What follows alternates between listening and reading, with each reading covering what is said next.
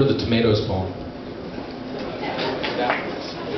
I love how we just did it, and then people were like, no. What, was it a poem? This is kind of part 2 to that piece. Hold on a second. Oh. All right. And just to let you know, we have a bit of an art auction going on. The show is a fundraiser for someone who's very near and dear to me. They're having a financial crisis right now, so that's why we're doing it. And I'd like to thank everyone involved for volunteering their time, because no one's getting paid for this. We're all kind of doing it for free. Yes, you guys paid for it, I'm sorry, but we're not getting it. But I've got some paintings back here, which I'm going to show off later. And one of them, well, I'll tell you later. All right, so here we go. If I knew what I know now then, way back when we first met, I pointed to the sunset and said, drew that for you. Every now and then you can catch it wrinkling in the rain. See, I can talk a game from the stage. If you want to gauge romantic things said when we're messing with the bed, the best I can give you is, oh my God, we're totally humping. Regardless, there's something beautiful about stating the obvious. All of us do it. In those moments when we can't believe it, we have to say it. It's like pinching yourself to make sure you're awake. Take, for example, something as simple as touching someone. We so often say, you're so soft. And the person that touched them last may have said it for the 28th time, but today I'm number 29. I'm not saying it for her benefit, I'm saying it for mine. Because there's almost 7 billion people in the world, half of which are men. When the number of them is 3.5 billion, pretty fucking cool that I was number 29. And once upon a time, I was first in line for a girl with freckles and strawberry blonde hair. We loved like an electric chair, hooked up to a nuclear power plant and plugged into the sun. And everything we did had never been done. I woke up with a smile the next morning and I told the world, I'm number 1.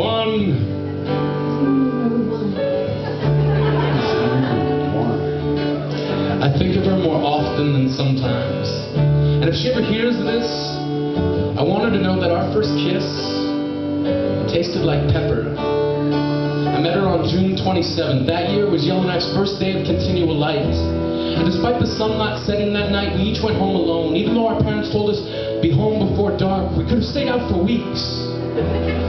Could have watched the way the sun leaks like liquid over the horizon, casting shadows in all the right places of a bargain bin where love was 75% off and we were collectively 25 cents away from forever.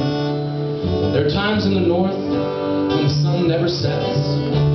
And it gets confusing when we ask ourselves questions like, is it too late or too early?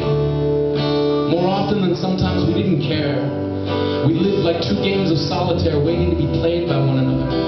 Her mother once asked me, do you love her? And I told her if there were 1 million teachers breathing down my neck telling me that the answer is no, I would say yes. I guess that was enough for her.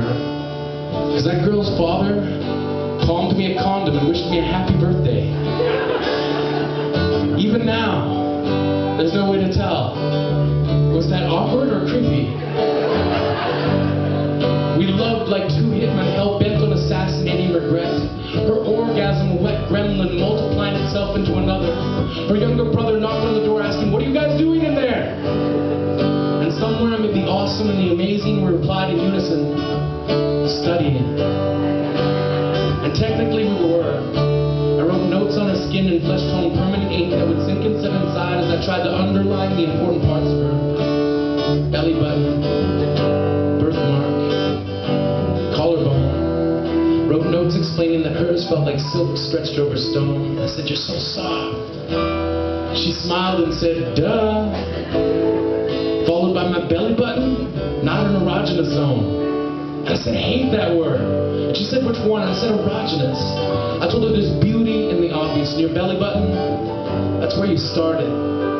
That's where cells divided and grew into you. So let me do what students do best. You can test me later. Right now, let me study. She smiled and said, you're lucky this is a take-home test, boy. I highlighted and double underlined lips. I think of the beauty in the obvious, the way it forces us to admit how it exists, the way it insists on being pointed out like a bloody nose. Or every time it snows, there's always someone around to say, "It's snowing." But the obvious isn't showing up. It's simply reminding us that time passes, and that somewhere along the way we must grow up. Not perfect, but up and out. It teaches us something about time. And we're all ticking and talking, walking the fine line between days and weeks. As if each second speaks of years and each month has years, listening to forever but never hearing anything beyond centuries swallowed up by millenniums. As if time was calculating the sums needed to fill the empty belly of eternity, we so seldom understand each other. But if understanding is neither here nor there and the universe is infinite, then understand that no matter where we go, we will always be smack dab in the middle of nowhere. All we can do is share some piece of ourselves and hope that it's remembered. Hope that we meant something to someone. My chest is a cannon that I use to take aim and shoot my heart upon this world. I love the way an uncurled fist becomes a hand again. Because when I take notes, I need it to underline the important parts of you. Happy, sad, lovely. Battle cry ballistic like a disaster in lipstick, earthquaking and taking out the monuments of all my hollow yesterdays. We'll always have the obvious. It reminds us who and where we are. It lives like a heart, shaped like a jar that we hand to others and ask, "Can you open this for me?" We always get the same answer.